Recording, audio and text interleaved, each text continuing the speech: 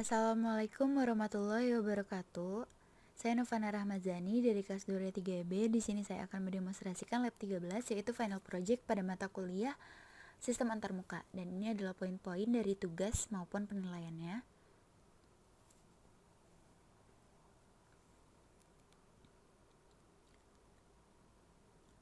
Project yang saya buat, saya beri judul Atmosphere Observation. Di sini saya menggunakan 3 sensor. Yang pertama untuk mendapatkan data posisinya, mendapatkan suhu, tekanan, dan kelembabannya, serta data karbon dioksida. Yang kemudian data ini nanti dikirimkan ke microcontroller dan bisa diakses oleh GUI.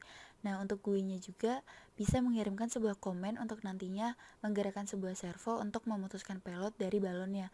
Nah, untuk GUI-nya sendiri, di sini saya telah menyiapkan grafik parameter, kemudian penyimpanan data parsing dan juga data terenkripsi secara real time, kemudian menampilkan kembali datanya ke GUI, menggunakan GUI control, terus menyimpan grafik, mendeteksi mikro dengan memanfaatkan library net yang sudah tersedia, kemudian terdapat visualisasi trackingnya juga dengan Gmap, dan terdapat observation report untuk memperkirakan cuaca dan menjelaskan kualitas udaranya.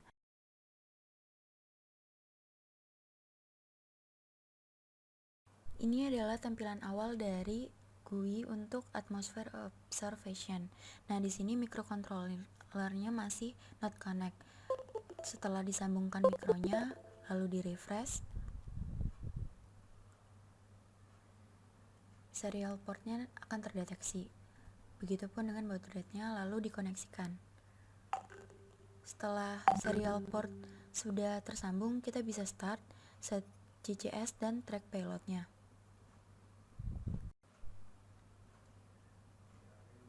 Ini adalah tampilan grafiknya. Untuk encryptnya kita bisa load terlebih dahulu, begitupun dengan original datanya. Data-data tersebut disimpan secara real time dan bisa kita tampilkan lagi di GUI-nya.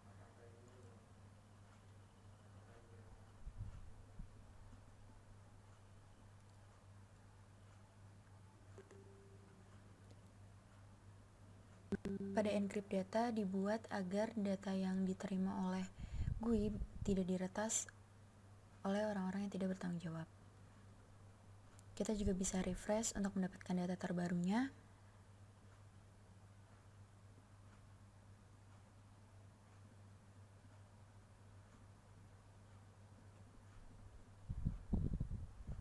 Nah, di sini tuh ada observation report. Bisa diupdate terus sesuai titik yang kita mau yang direkam oleh pilot, lalu menampilkan kualitas udara serta perkiraan cuacanya.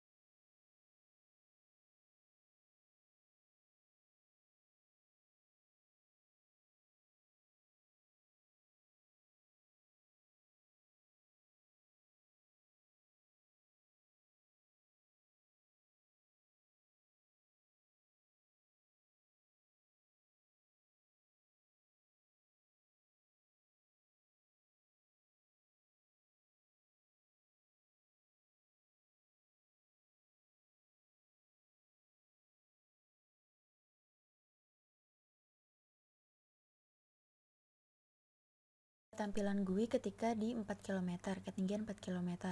Kita bisa lihat button pada brick payloadnya ini masih disable. Nah, di ketinggian 5 km dia berubah jadi brick payload yang enable, yang bisa diklik untuk memutuskan payload dari balonnya jika kondisi darurat. Kondisi darurat yang dimaksud adalah seperti ketika ternyata ada pesawat yang akan lewat di jalur tersebut atau di ketinggian tersebut. GUI akan mengirimkan komen kepada microcontroller untuk mengaktifkan servo dan memutus payload dari balonnya.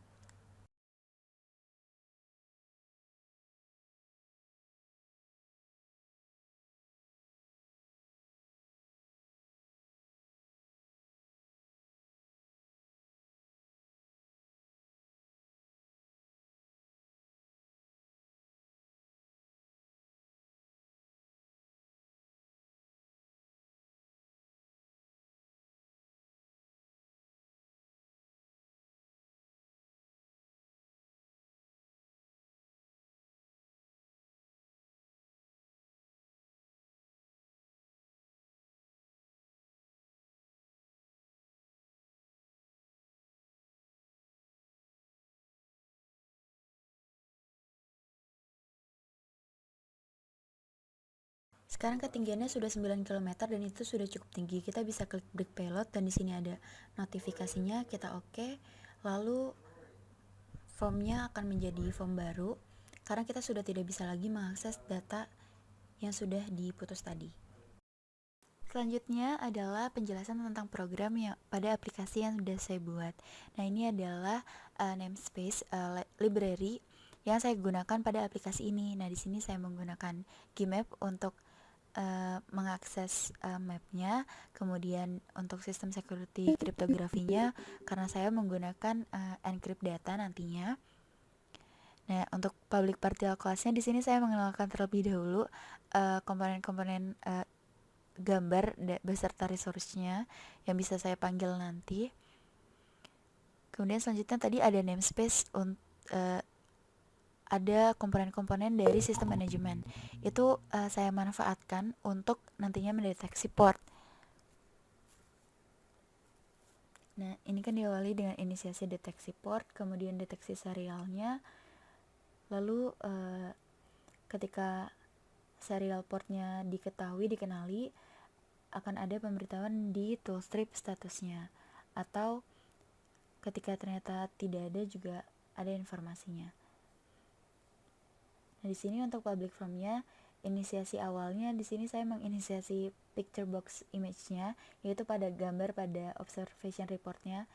Itu adalah kondisi pertamanya, gambar tanda tanya karena belum ada data apapun. Dan karena saya menggunakan metode pengamanan data encrypt, di sini saya menggunakan key string hash N0v4N2 untuk sebagai kunci penerima dan pengirimnya. Tapi di sini saya jadikan satu saja untuk key encrypt-nya. Kemudian ada deklarasi untuk deteksi serial port. Di sini masih sama find all ports, itu juga adalah komponen dari sistem manajemen library untuk mendeteksi library yang bisa dimanfaatkan untuk mendeteksi port. Ini adalah komponen-komponen lain yang digunakan dalam manajemen deteksi portnya. Ini ada deklarasi variabel apa saja yang saya gunakan di program-program selanjutnya nanti, seperti ada gmarkernya juga, gmaproot-nya, lalu variabel-variabelnya. Nah, di form 1 load ini saya pertama kali menginisiasi port name sama baud rate karena kita membutuhkan koneksi dengan muatannya dengan payloadnya. Kemudian baud rate-nya juga. Kemudian ini adalah yang menentukan nanti ketika combo box-nya terhitung dan diketahui, maka terdapat pemberitaan seperti pada program. Kemudian ini saya menginisiasi button break-nya, saya buat enable-nya false terlebih dahulu karena nanti dia baru di-enablekan ketika ketinggian balonnya sudah mencapai 5 km. Kemudian saya menginisiasi petanya. Di sini ada Gmap control map provider-nya. Sini bisa menggunakan Google Map Provider, Gmap Provider, Bing Provider, tapi di sini saya menggunakan Google Map Provider. Kemudian access mode-nya saya menggunakan server and change. Habis itu bisa kita atur juga zoom-nya. Kemudian untuk grafiknya, di sini saya menginisiasi zgraph. Grafiknya saya menggunakan zgraph. Kemudian di baris-baris ini saya men-setting title-nya, kemudian datanya kan berdasarkan ketinggian. Nah, di sini saya menampilkan title pada setiap grafiknya, kemudian mengatur fontnya, terus memberi title pada x-axisnya, y-axisnya. Lalu setelah itu setup untuk perubahan titiknya. Di sini saya buat rolling point pair listnya 1200. Dan untuk setting warna garisnya juga bisa menggunakan line item di setiap curve-nya. Kemudian diatur juga set scale pada masing-masing z-graph-nya. Untuk x-axis-nya scale minimalnya berapa, y-axis-nya juga. Kemudian di invalidate z-graph-nya biar bisa selalu diupdate dan axis change. Ini adalah program yang biasa kita lakukan di aplikasi sebelumnya, close up confirmation. Kemudian di sini ada simple button click, itu adalah connect button. Nah, button ini untuk mengkoneksikan port tanpa mengaktifkan timer. Jadi data tidak langsung ditampilkan, hanya aplikasi yang tersambung dengan serial portnya. Button ini lebih fokus pada membuka dan menutup serial port saja, kemudian mengubah simple button text-nya, lalu memberi informasi pada toolstrip status labelnya. Nah, kemudian di sini ada button start application. Ini adalah button start yang dimana dia akan mengaktifkan timer. Nah, jadi setelah serial portnya dibuka, baru timernya diaktifkan. Nah, ini adalah refresh button, ada di dekat serial port itu untuk mengupdate serial port apa yang sebenarnya sudah tersambung dan siap untuk dikoneksikan. Nah, ini adalah timer 1 tick, yaitu proses yang dilakukan ketika timer satunya aktif. Nah, di sini saya mengupdate label 5 teks, yaitu berupa date time, yaitu mengakses data tanggal dan waktu saat kita mengakses aplikasi. Kemudian di sini juga ada inisiasi untuk timer. Jadi di sini saya menggunakan variabel nn++ dan tick yang selalu nilainya selalu ditambah. Kemudian untuk menginisiasi detik jam menitnya.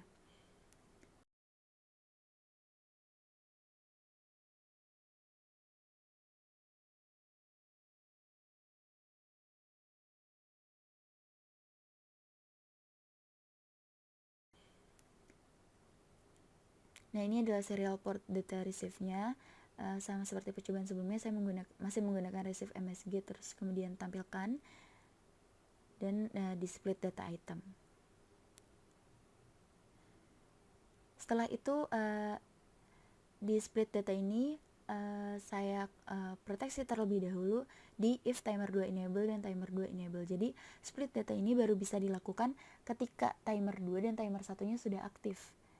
Nah, ini kan string data, kemudian diparsing dari data pertama untuk altitude, kemudian data kedua untuk lintang, data ketiga untuk bujur, kemudian ditampilkan di text box-nya masing-masing.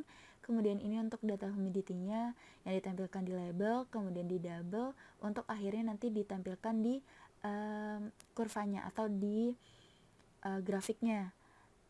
Di sini diinisiasi mulai dari poinnya, titik yang dibuat, garisnya, skala sumbu Y, skala sumbu X, lalu untuk nilai-nilai maksimal dan minimalnya. Lalu sama seperti sebelumnya, ini adalah data yang kelima untuk pressure atau tekanan. Di sini saya juga menginisiasikan setiap titiknya, kemudian nilai X, Y minimal maksimalnya. Untuk semua komponen sama bentuk parsingnya. Dan untuk ADC itu hanya diarahkan ke label 36 teks untuk mengetahui nilai baterai dari muatannya. Kemudian ini ada menyimpan data original secara real time. Di sini saya langsung memanggil data-data yang tadi diparsing, lalu saya buat variabel baru, itu simpan data, untuk akhirnya nanti disimpan di stream menggunakan stream writer. Berarti kita tadi menggunakan sistem I/O ya. Tulis kemudian disimpan di data text di directory A. Kemudian selanjutnya adalah saya mau menyimpan data secara encrypt.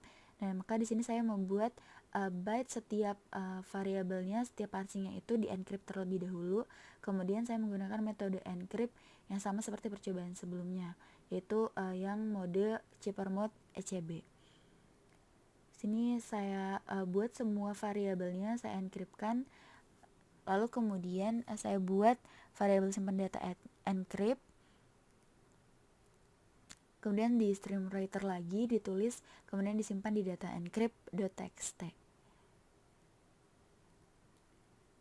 Nah, selanjutnya ini adalah untuk report, yaitu observation report. Nah, ini baru bisa diaktifkan, baru bisa tampil ketika timer 3-nya enable.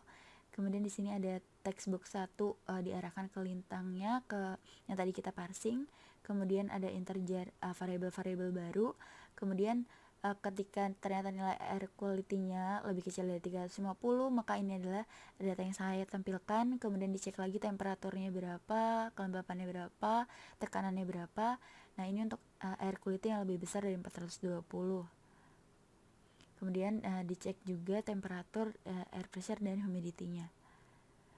Nah, setelah itu data parsingnya dimanfaatkan lagi untuk update tracking. Di sini saya membuat variabel baru lagi, yaitu curlang dan curlng. Itu saya convert double dari data parsing data 2 dan data 3. Kemudian di sini ada inisiasi sebuah if map flagnya true, berarti flagnya sudah siap. Itu saya buat void lang yang update, kemudian di list, lalu di inisiasikan ke gmap root-nya. Nah, ini adalah inisiasi yang tadi kan simple button 13-nya saya enable false, kemudian ketika alt-nya lebih dari 5000, button tersebut jadi enable. Kemudian ini adalah reset button. Ini adalah reset button aplikasi secara keseluruhan yang akan membentuk form baru. Kemudian ini adalah simple button 7 klik, yaitu button untuk refresh encrypt. Sini saya masih menggunakan stream reader sistem I/O, membaca atau memanggil ulang data encrypt txt yang tadi sudah disimpan secara real time. Kemudian ditampilkan di data grid view. Kemudian di sini juga ada simple button 9 untuk menyimpan grafik. Nah, perintah apa sih yang dilakukan oleh button ini, yaitu membuat bitmap gambar, kemudian menyimpan zgraph image-nya, lalu diarahkan juga ke direktorinya. Kemudian untuk simple button 8 di sini adalah refresh data. Ini refresh data untuk yang data original. Jadi kan datanya kita simpan secara real time. Maka kalau misalkan kita klik ini, data sampai kita klik button itu saja yang tampil. Kemudian untuk refresh lagi, di sini kita menggunakan masih dengan read streamernya, kemudian ditampilkan di data grid view. Kemudian ini untuk mengaktifkan timer 3-nya, yaitu untuk update observation report. Dan ini ada simple button 11 klik, itu untuk track pilot buttonnya. Di sini saya menginisiasikan gmap overlay-nya, yaitu markernya, yaitu balon. Kemudian membuat map flag-nya menjadi true. Nah, di sini simple button 10 itu button set GCS. Nah, untuk poin dari GCS ini saya set sendiri, yaitu untuk lat dan langnya di posisi tersebut. Kemudian saya membuat titik posisinya di zoom 18 kali. Kemudian saya buat markernya lagi untuk menandakan itu adalah posisi GCS-nya, dan update. Kemudian untuk button 1, button 2 ini adalah plus min pada mapnya, jadi hanya control zoom saja. Terus ini adalah reset text pada observation report. Selanjutnya ada simple button 13, yaitu untuk mengirimkan komen ke payloadnya, yaitu berupa menggerakkan servo. Dan di sini saya buat serial port 1 write ANR, yaitu komen kepada mikro untuk memutuskan payload dari balon. Kemudian diberitahu lagi oleh toolstrip status label 1 teksnya, kemudian serial portnya di close karena sudah tidak bisa lagi diakses, dan dibuat form baru.